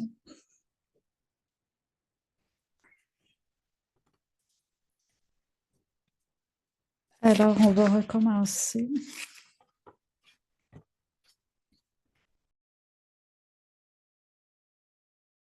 Un des principes chez les Raja Yogis, Brahma Kumari, c'est qu'on ne met pas n'importe qui dans les cuisines. N'importe qui ne va pas cuisiner. Chez les Brahma Kumari, les personnes qui cuisinent, c'est des personnes très stables dans le yoga. Le yoga, hein, c'est la réalisation de qui je suis. Je suis une âme pure. Je suis une énergie lumineuse. Et le yoga, c'est l'union avec Dieu, avec le Papa suprême. Donc, comme l'âme, c'est une énergie, Dieu, c'est l'énergie générateur. C'est lui qui nous emplit d'énergie. Et Dieu, l'énergie qu'il nous donne, c'est juste une énergie pure et positive. Dieu, il donne juste du bonheur. Dieu, c'est l'océan de bonheur. Si je fais l'expérience de souffrance ou de tristesse à l'intérieur de moi, c'est pas Dieu qui est responsable de tout ça. Mais dans la croyance qu'on a depuis qu'on est probablement tout petit, c'est qu'on a la croyance d'un Dieu punisseur, qu'un Dieu, que si j'expérimente la souffrance ou la peine, c'est que Dieu m'a puni. Mais c'est pas ça. Si j'ai fait une mauvaise action, c'est que je vais recevoir le retour de la mauvaise action qui va me donner une certaine expérience de souffrance. Et c'est pas Dieu. Pourquoi on se relie à Dieu? C'est pour expérimenter le bonheur et la paix. La paix et le bonheur. Ces deux choses-là sont très importantes. Alors, c'est pour ça que chez les Brahma Kumaris, c'est les âmes qui sont vraiment stables dans cette union-là, qui cuisinent dans le silence, concentré. Parce qu'il y a un pouvoir de transformer l'énergie. Et par exemple, quand on va dans un centre de retraite ou ben, même quand on cuisine chacun chez nous, on le fait le plus possible dans cette conscience-là. Mais quand on va, par exemple, dans un centre de retraite de Brahma Kumari ou qu'on va en Inde, on est capable de goûter à cette énergie-là. Et qu'est-ce qui fait que ça provoque beaucoup d'ouverture à l'intérieur de soi pour sa propre transformation.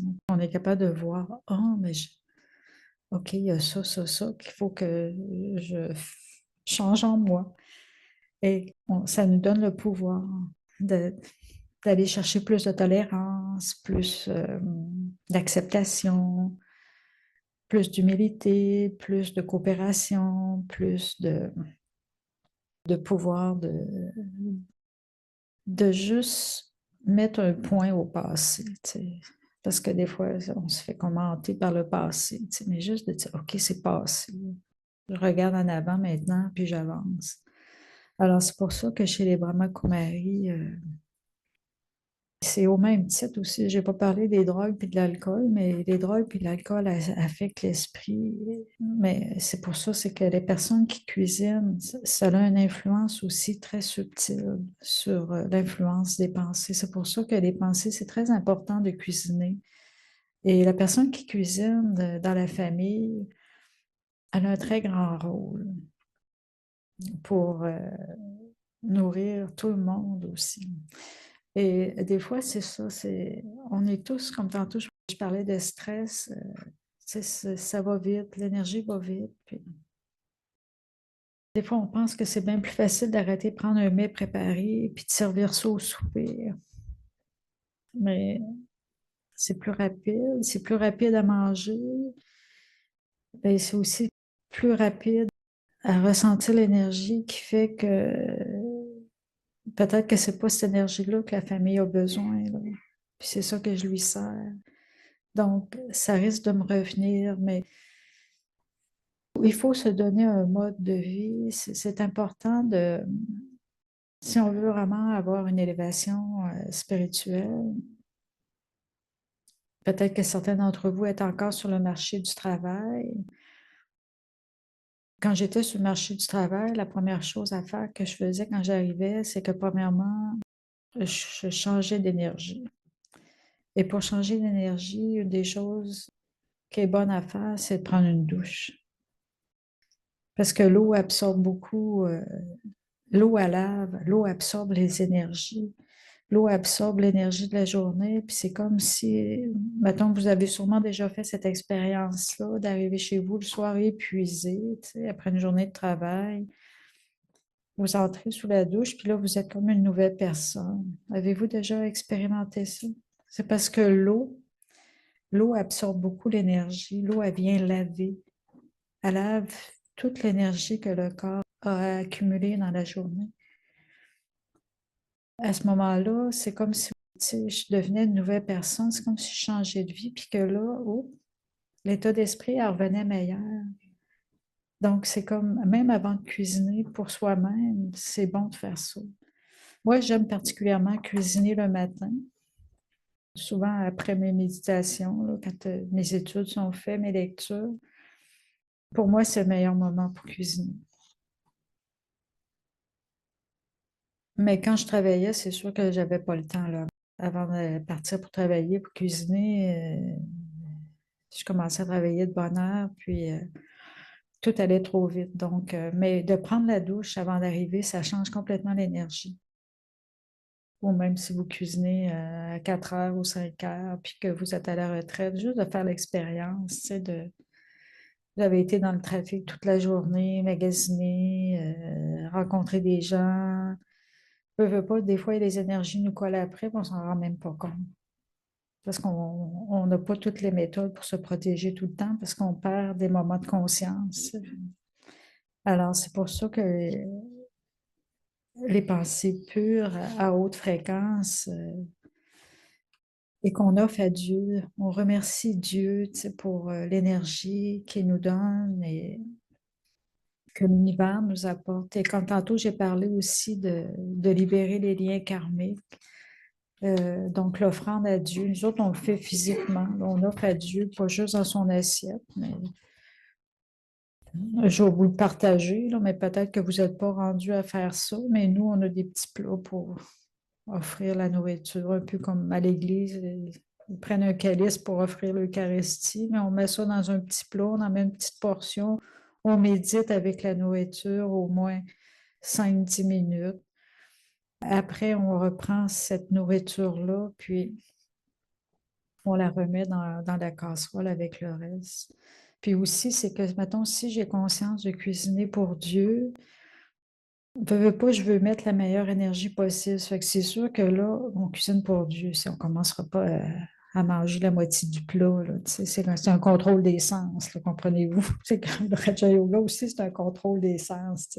On peut prendre une petite cuillère pour voir si c'est suffisamment assaisonné, mais on n'en mangera pas un demi-bol, là. On l'offre à Dieu avant. Mais surtout, qu'est-ce que je voulais vous parler dans ce deuxième, c'est que c'est en rapport avec l'Ayurveda aussi. Tu sais, l'Ayurveda, c'est vraiment une ancienne. Il y en a qui disent c'est 4000 ans, d'autres 5000 ans. Cette approche holistique. Et pour que le corps fonctionne en équilibre, c'est ça, tout est relié. Hein, c'est les sens, parce que c'est l'âme, elle s'exprime à travers les sens. Et les sens, il y en a au moins 4 qui sont situés dans la tête. Hein. Les yeux, le nez, la bouche et l'ouïe. Le 5e sens, c'est le corps au complet, c'est la peau, c'est le toucher. L'âme perçoit le monde à travers ces 5 sens. C'est nos portes d'entrée. Et c'est pour ça que c'est très intéressant. Puis en même temps, je faisais une analogie, c'est comme c'est quoi la première nourriture que j'ai besoin en tant qu'être humain. La première nourriture en tant qu'être humain que j'ai besoin, c'est l'oxygène, c'est respirer. Et les gens, en général, ne savent pas respirer. Dernièrement, je me suis exercée à compter dans une minute combien de respirations que je peux prendre. Et quand je suis en pleine conscience, là, je prends maximum 5 respirations. Donc, c'est important d'apprendre à respirer profondément. Moi, j'ai appris à respirer en faisant un cours, à l'époque, ça s'appelait la marche afghane. Maintenant, ils appellent ça la marche nordique. Donc, c'est que on respire en synchronisant nos pas. Donc, si vous voulez apprendre à bien respirer, je vous conseille la marche nordique. Il y a des cours qui se donnent pour ça. Là, je me dis, bon, je vais vraiment aller apprendre un cours pour apprendre à marcher. T'sais. Mais oui, j'ai pris un cours pour apprendre à marcher en 4 demi-journées. Et ça m'a apporté le plus grand bénéfice parce que j'ai appris à respirer. Et je me suis rendu compte que je ne respirais pas. On respire par la bouche, mais la bouche, ce n'est pas un organe pour respirer. La bouche, c'est un organe pour parler, pour boire, pour manger. Respirer, ça se passe par le nez. Expirer, ça se passe par le nez. Mais souvent, on dit respire par le nez, expire par la bouche. Non, tu respires par le nez, parce que le nez, il y a tout ce qu'il faut pour toutes les poils à l'intérieur qui fait une première filtration de l'air. Et plus je respire profondément, apnée au moins, qu'on compte jusqu'à 1, 2. Apnée, ça veut dire qu'on permet à l'air, l'oxygène, de faire les échanges à l'intérieur du corps entre l'oxygène et le gaz carbonique. Le déchet, c'est le gaz carbonique, le CO2. Donc, Si je fais juste, il n'y a rien qui se passe. Il n'y a pas de désintoxication qui commence, là. La détox, ça commence en faisant l'apnée. On permet aux échanges de ça. L'oxygène rentre, le gaz carbonique sort. Donc, on ne peut pas survivre sans air plus que 3 minutes. Alors, il y a des gens qui se pratiquent en apnée, là, ils peuvent durer jusqu'à 12 minutes. Là. Mais ça prend beaucoup de pratique. On n'a pas besoin de faire ça ici. Mais l'important, c'est d'apprendre à rentrer son air jusqu'à l'abdomen. Faire une pause, apnée. 1, 2. Par le nez, là. Je ne fais pas par la bouche, là, mais c'est par le nez. Alors, l'air est relié au sens du toucher. Le corps vit dans l'atmosphère, vit dans l'air. Tu sais, le corps est immergé d'oxygène. Puis le corps, ben, les cellules, chaque cellule du corps respire aussi. Hein? On respire par la peau. Alors, c'est ça. C'est que l'air, finalement, est associé au mouvement sanguin, à la respiration, le système nerveux. C'est le mouvement, c'est la peau, le mouvement, la communication. Moi, j'ai toujours été très sensible aux textures, comme par exemple, tu sais, que depuis que je suis toute petite, je m'habillais, tu sais, mais il fallait que je touche le tissu, les fibres naturelles. Tu sais, j'étais toujours attirée par le toucher pour les fibres. Là, tu sais. Alors, c'est ça. Et le deuxième élément primordial que je pensais, que je me dis, bon, l'air, l'eau. Mais là, j'ai réalisé que le feu a peut-être aussi beaucoup d'importance. Et le feu est relié à la vue en Ayurveda. Et pourquoi le feu? Parce que le feu, c'est la transformation, c'est la renaissance, c'est la purification, le feu digestif. C'est lui qui nous permet d'extraire les nutriments des aliments. Il y a tout un métabolisme dans le corps, la cellule, les mitochondries, c'est la fournaise de la cellule. Et le feu, parce que on ne peut pas survivre très longtemps dans le froid. On va mourir de froid avant de mourir de déshydratation. Alors, c'est pour ça que l'élément feu a quand même une grande importance dans le corps. Et comme j'ai dit, il est associé à la vue. Parce que le froid, c'est ça, il engourdit le corps. Puis le corps, en étant engourdi, ben, l'esprit s'endort aussi. Hein, c'est l'hypothermie. Et le feu, en fait, c'est relié au soleil. Hein, les aliments poussent avec l'énergie du soleil. Tantôt, je ne l'ai pas dit, l'air, mais c'est ça, pour qu'un plant soit, tu sais, qu'un aliment qui pousse comme un légume, un végétal, l'air lui permet d'avoir de la résistance. Tu sais, souvent, on dit que les tomates, il faut que tu les exposes à l'air pour qu'ils pognent de la résistance. Les plants de tomates, comme ça, ils prennent leur force en penchant d'un bord puis de l'autre. Il faut leur donner la résistance. Alors, le vent, c'est ça, il est important, mais le feu, c'est le soleil, c'est l'énergie du soleil. Et le troisième, c'est l'eau. L'eau qui est associée au goût, à la langue. L'eau, le corps est composé d'à peu près 2/3 d'eau. 2/3 de notre corps, c'est de l'eau.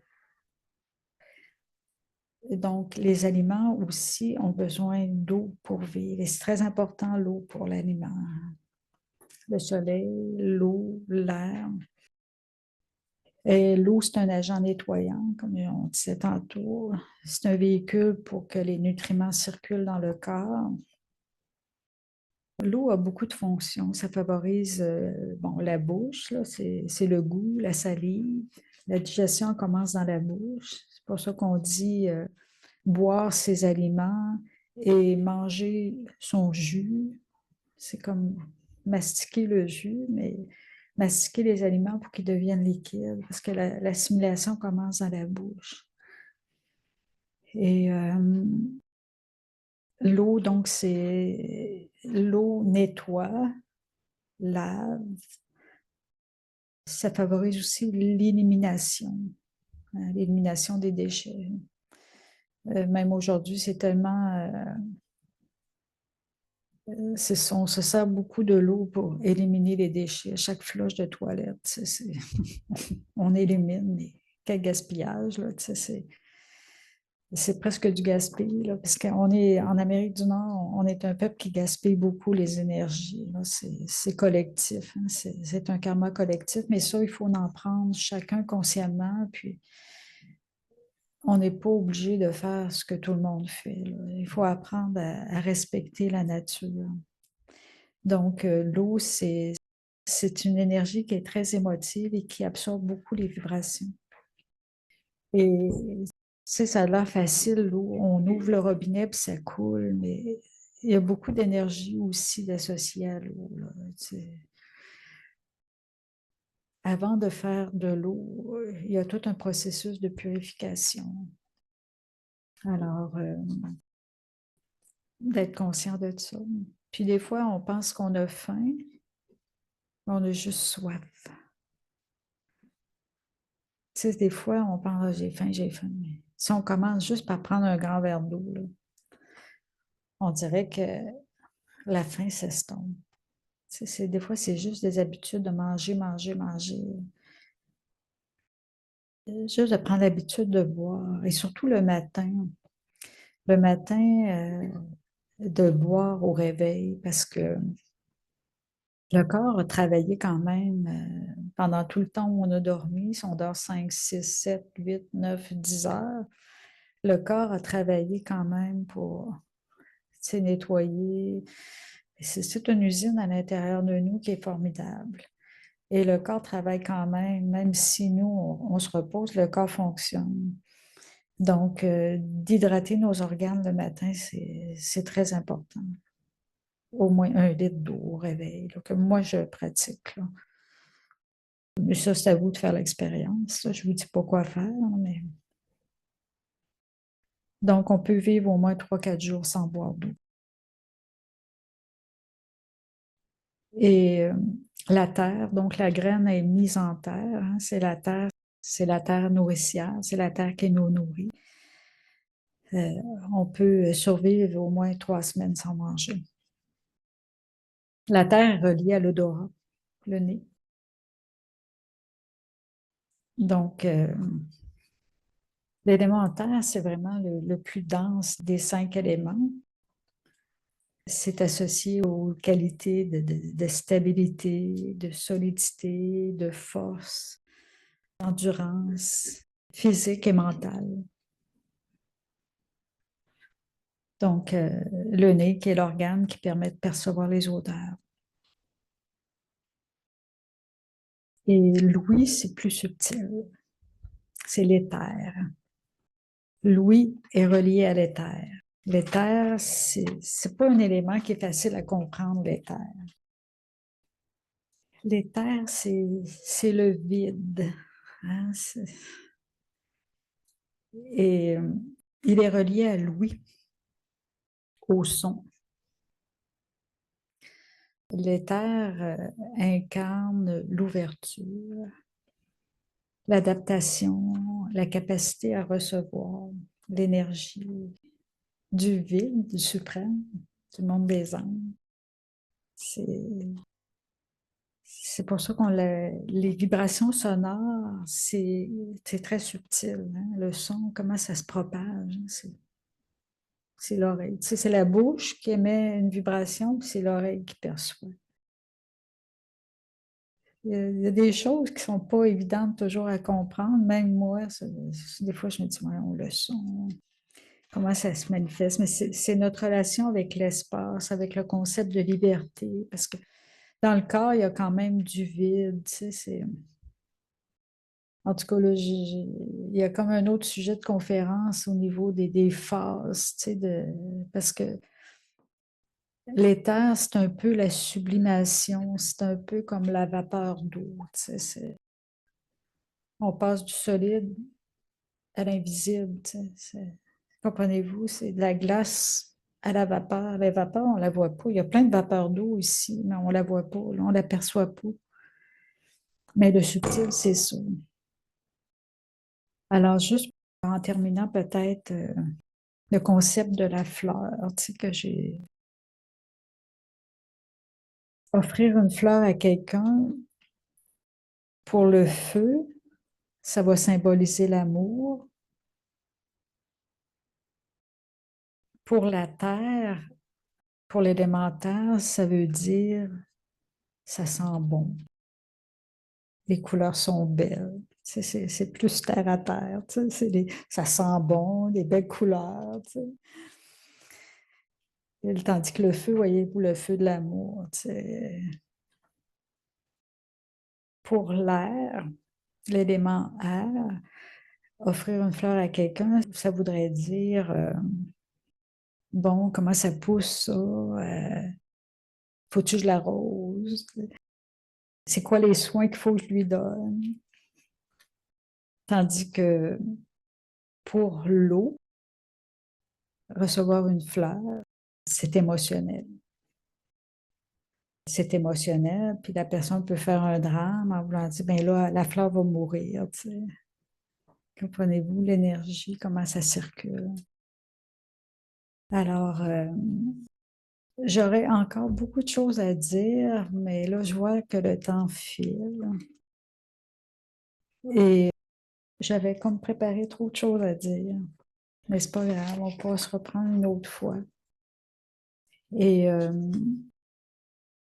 je voulais juste vous dire que si jamais vous passez dans une vente de garage ou des livres usagés, je ne sais pas si elle a réédité. Déjà, moi, je l'avais trouvé, cette version-là. J'avais racheté une réédition plus jeune. Mais toute l'information, il y a un chapitre sur chaque aliment, les racinages, le lait végétal, le lait de soya. L'information qui est donnée dans ce livre-là, à mon avis, après 40 ans, c'est encore la meilleure. Bon, les recettes sont so-so, mais l'information de connaissances là, sont excellentes. C'est quoi le nom de l'auteur? C'est Daniel Starenkij. S-T-A-R, star, étoile, N-K-Y-J. Le bonheur du végétarisme, principes de vie et recettes. Donc, c'est un livre de connaissances qui est vraiment très terre à terre, respectueux de l'environnement. J'aurais voulu vous lire la préface, là, parce que c'est une préface qui absolument résume la conférence que j'ai dite. Mais pour terminer, je vais vous laisser sur une note de bonheur. Et quand j'aurai fini, ouais, puis il y avait comme une autre affaire que j'ai oublié de vous faire là, avec les petits cartons, là, mais c'est pas grave, on va vous le donner en partant. Alors, quand vous allez arriver chez vous, on va vous donner un petit carton avec le visage joyeux de l'enfant qui était sur l'annonce. Vous pourrez écrire, vous pourrez vous donner un objectif ou une promesse. Je suis heureux quand je mange. Ou peut-être que vous pouvez le faire maintenant, mais là, j'ai une petite lecture à faire, mais on peut le distribuer. Mettons, trouvez-vous un objectif personnel. Je suis heureux quand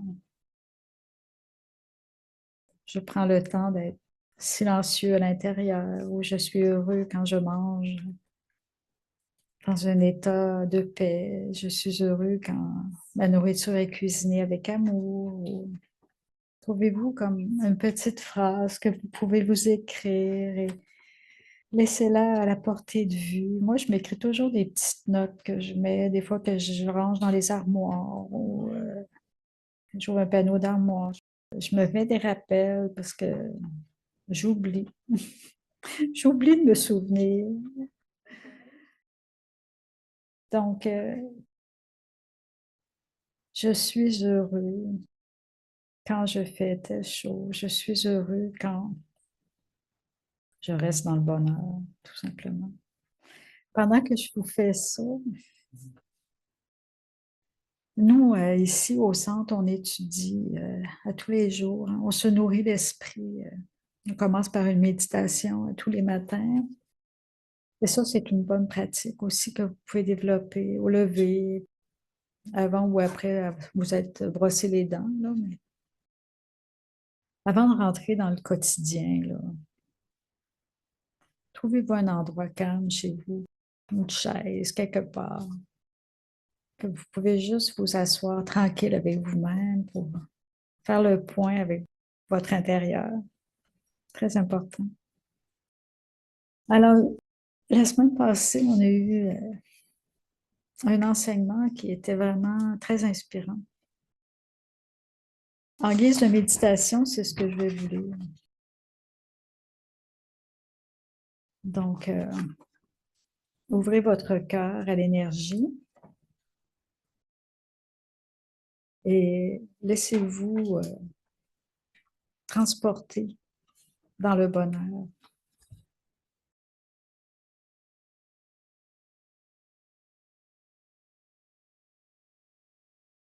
Une âme qui est pleine de réalisations divines est la plus sainte, la plus pure, la plus élevée et la plus riche. Êtes-vous tous heureux? Ceux qui le sont rendent les autres heureux également. Le Père dit toujours: ne perdez jamais votre bonheur au fil de la journée. Pourquoi? Le bonheur est tel que dans ce bonheur, il y a également la santé, la richesse, et vous êtes également heureux. Sans bonheur, la vie est sans douceur. C'est en parlant du bonheur qu'on dit: il n'y a pas de trésor plus grand que le bonheur. Peu importe le nombre de trésors que vous possédez, si vous n'avez pas de bonheur, vous ne pouvez pas profiter pleinement de ces trésors. On dit également, en parlant du bonheur, il n'y a pas de nourriture équivalente au bonheur. Par conséquent, la richesse, c'est du bonheur, la santé, c'est du bonheur, et votre nom est heureux. Et donc, vous êtes tous heureux de toute façon. Ainsi, le bonheur contient ces trois éléments. Le Père vous a donné le trésor du bonheur impérissable. Ne perdez pas les trésors du Père. Alors, restez-vous toujours heureux? Le Père vous a donné la tâche de rester heureux et de partager le bonheur. Car le bonheur est tel que plus vous le partagez, plus il augmente. Faites-vous cette expérience? Vous l'avez fait, n'est-ce pas? Si vous distribuez le bonheur, il s'accroît en vous. Quand vous faites plaisir à quelqu'un, vous devenez heureux. Alors, avez-vous fait tous vos devoirs? En restant heureux, sans se justifier, ni s'excuser, mais en incarnant des solutions. Vous n'allez pas dire que c'est arrivé, n'est-ce pas?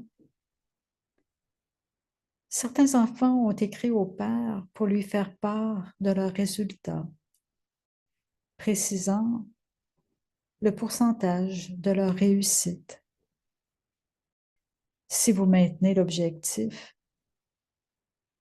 vous développerez automatiquement les compétences nécessaires pour l'atteindre. Êtes-vous tous très, très, très heureux? Êtes-vous heureux? Êtes-vous très heureux? À quel point êtes-vous heureux? Alors restez ainsi. Quoi qu'il arrive, laissez-le arriver. Maintenant, il vous suffit de rester heureux. Vous devez voler. Personne ne peut vous faire descendre. Soyez ferme. Est-ce une promesse ferme? À quel point elle l'est? Restez simplement heureux et offrez du bonheur à tous. Même si quelque chose ne vous plaît pas, ne perdez pas votre bonheur. Gérez la situation du mieux que vous pouvez, mais ne laissez pas votre bonheur s'envoler. La situation finira par passer de toute façon. Mais votre bonheur doit vous accompagner toujours. À l'heure de l'aube, au lever, chaque jour. Nourrissez-vous de la nourriture du bonheur. OK? Félicitations. Félicitations. Félicitations.